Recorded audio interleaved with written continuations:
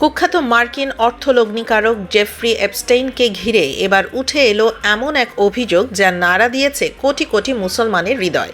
ফাঁস হওয়া নতুন কিছু নথিতে দাবি করা হয়েছে ইসলামের সবচেয়ে পবিত্র স্থান মক্কার কাবা শরীফের গিলাফ বা কিসওয়ার একটি অংশ সংগ্রহ করে তা পাঠানো হয়েছিল এপস্টেইনের কাছে।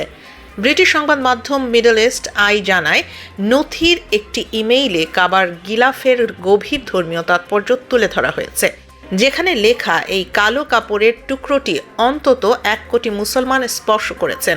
এতে মিশে আছে তাদের দোয়া, কান্না আর বিশ্বাস। এই দাবি সত্য হলে বিষয়টি শুধু একটি কেলেঙ্কারি নয়, এটি মুসলিম বিশ্বের ধর্মীয় অনুভূতির ওপর সরাসরি আঘাত। প্রতিবেদন অনুযায়ী সংযুক্ত আরব আমিরাতের 2 ব্যবসায়ী আজিজা আল আহমাদি ও আবদুল্লাহ আল মাআরি সৌদি আরব থেকে এই পবিত্র কাপড় সংগ্রহ ও যুক্তরাষ্ট্রের ফ্লোরিডায় পাঠাতে ভূমিকা রাখেন। নথিতে পরিবহনকারী হিসেবে উঠে এসেছে ব্রিটিশ এয়ারওয়েজের নামও, যদিও এসব অভিযোগ এখনও স্বাধীনভাবে যাচাই হয়নি।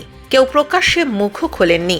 বিশেষজ্ঞদের আশঙ্কা, অভিযোগ প্রমাণিত হলে মুসলিম দেশগুলোতে নিন্দার ঝড়, কূটনৈতিক চাপ এবং আন্তর্জাতিক তদন্তের দাবি আরও তীব্র হয়ে উঠতে পারে।